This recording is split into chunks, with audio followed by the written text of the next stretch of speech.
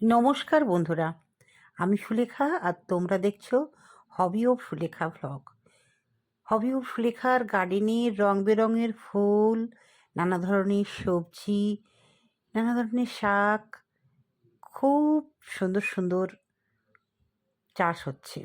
তার মধ্যে একটা অন্যতম চাষ হচ্ছে একটা মশলা জাতীয় উদ্ভিদ চাষ, সেটা হচ্ছে রসুন চাষ।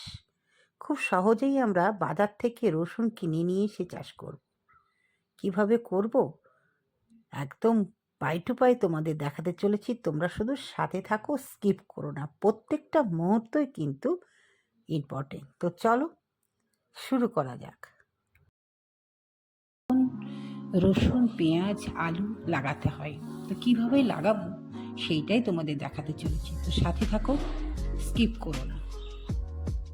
একদম ঘরের রসুন, যে রসুনটা আমরা তরকারি করে খাবো বলে নিয়ে এসেছি, সেই রসুন একটা একটা করে ছাড়াতে হবে।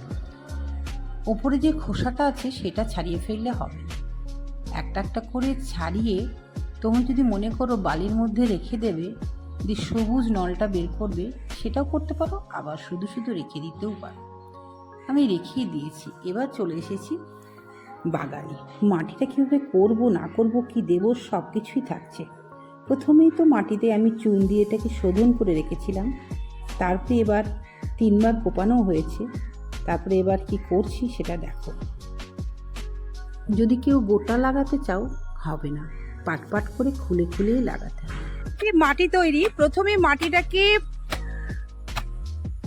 কোবানো হয়েছিল, এই যে কোদাল কোবানো হয়েছিল। তারপরে মাটিটাকে শোধন করার জন্য চুন মিশিয়ে নেওয়া হয়েছিল, জীবাণু মুক্ত করা হয়ে গেল। এবার আমাকে মাটিটাকে নরম করে ঝুরঝুরা করে নিতে হবে। যে শক্ত শক্ত যে ঢালাগুলো আছে সব ঢালাগুলো ভেঙে নিতে হবে দর্শক বন্ধু। নেওয়ার পর তারপরে আমাদেরকে কিভাবে কতটা জায়গা রেখে চাষ করতে হবে তো দেখাই, তোমরা সাথে থাকো, স্কিপ করো না। চলে এসেছে রসুন, একদম ঘরোয়া যে রসুন আমরা বাজার থেকে কিনে নিয়ে আসি মাংস বা তরকারিতে দেওয়ার জন্য, জাস্ট সেই রসুনিতেই হয়ে যাবে। আলাদা করে রসুনের কোনো চারা কিনতে পাওয়া যায় না। এইভাবে রসুন বেশ সুন্দর সুন্দর মোটা মোটা কোয়া নিয়ে আসতে হবে। তারপরে আমাদের কি করতে হবে তো চলো দেখাই। যেহেতু আমার মাঝখান দিয়ে 4টে রাস্তা চলে গেছে, আমার প্রথমেই পরিকল্পনা মাফিক আমি এই বাগানটা তৈরি করেছিলাম। একদিকে ফুল হবে, একদিকে ফল হবে, একদিকে সবজি হবে, একদিকে শাক হবে। কিন্তু শাকের বাগানটা আমি উল্টো দিকে নিয়ে চলে গেছি, তাই এইখানটায় আমি একান্ত আলু, পেঁয়াজ আর রসুন চাষ করার জন্য জায়গাটাকে সুন্দর করে তৈরি করেছি। দর্শক বন্ধু কিভাবে তৈরি করেছে তো তোমাদের তো দেখালাম। যেহেতু এটা স্কোয়ার জায়গা, তাই স্কোয়ার করেই লাগানো হবে। অবশ্যই রসুন লাগাতে গেলে মাটিটা ঝুরঝুরা করে নিতে হয়। মাটি যত সফট হবে তত কিন্তু রসুন ভালো হবে। এখন রসুন লাগানোর পর আরও মাটিকে নরম করার জন্য কি কি সার দিতে হবে সেটা তো আমি তোমাদের পরবর্তীতে দেখাবো। তোমরা পরপর আপডেট দেখতে থাকো। হবি অফ সুলেখার চ্যানেল মানেই হচ্ছে আপডেট, মানে যখন যে চাষটা করা হবে ঠিক সেইটাই আমি দেখানোর চেষ্টা করি।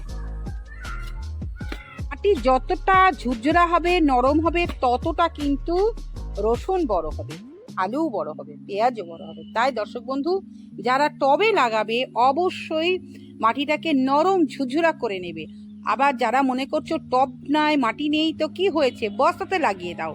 বস্তাতে লাগালে কিন্তু খুব সুন্দর হয়ে যাবে। অবশ্যই মাটিটাকে সমতল করে নিতে হবে। সমতল ভূমিতেই কিন্তু অ্যাকচুয়ালি ওদের রসুন পেঁয়াজটা ভালো হয়। ওই যে দেখতে পাচ্ছ সমতল করার, এটাকে ছোটবেলায় আমরা মই বলতাম। সেই মইয়ের মতন একটা অংশ, সেটা দিয়ে সমান করা হচ্ছে।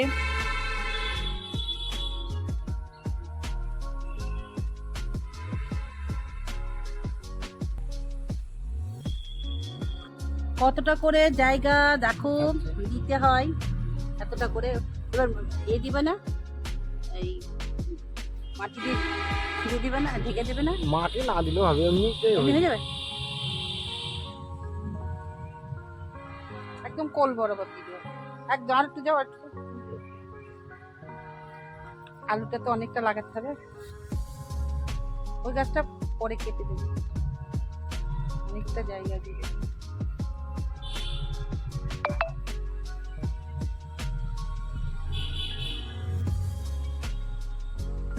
এখন তো রোপণ করা হচ্ছে, এখন অতটা ভালো লাগবে না, যখন গাছটা বেরোবে তখন দেখতে খুব সুন্দর লাগবে, তাই না? মোটামুটি এখানে ধনেপাতা লাগানো হয়েছিল, সব নষ্ট করে দিল। কিভাবে রোপণ করতে হয় দেখে নাও, মাটিতে রোপণ আর টবে রোপণ কিন্তু একই। পরপর হচ্ছে, তাহলে শক্ত দিকটা নিচে আর ছোচালো দিকটা উপরে দিয়ে লাগিয়ে দেওয়ার পর একটু 2 দিন জল দেবে। জল দেওয়ার পর যখন সবুজ অংশটা বেরিয়ে যাবে তারপর একটু জল দেওয়াটা বন্ধ করতে হবে, খুব কম জল দেবে, বেশি জল দিলে পচে যেতে পারে। আজকের ভিডিওটা কেমন লাগলো অবশ্যই জানাবে। আবারও ফিরে আসবো নতুন কিছু নিয়ে, নতুন রূপে, নতুন চাষাবাদ নিয়েই চলছে হবি অফ সুলেখার বাগান পরিকল্পনা। তোমরা সাথে থেকো, দেখো, তোমাদেরও ভালো লাগলে তোমরাও লাগাও। আজকের মতন এইটুকুই ছিল, আবারও দেখা হবে পরের ভিডিওতে। নতুন বন্ধুর প্রতি একটা আবদার রইলই, চ্যানেলটাকে সাবস্ক্রাইব করে পাশে থাকবে। আবারও ফিরে আসবো নতুন কিছু নিয়ে। তোমরা সকলে খুব ভালো থেকো এবং সবুজের সাথে থেকো, ফুল ফল সবজি সাথে থেকো। টাটা।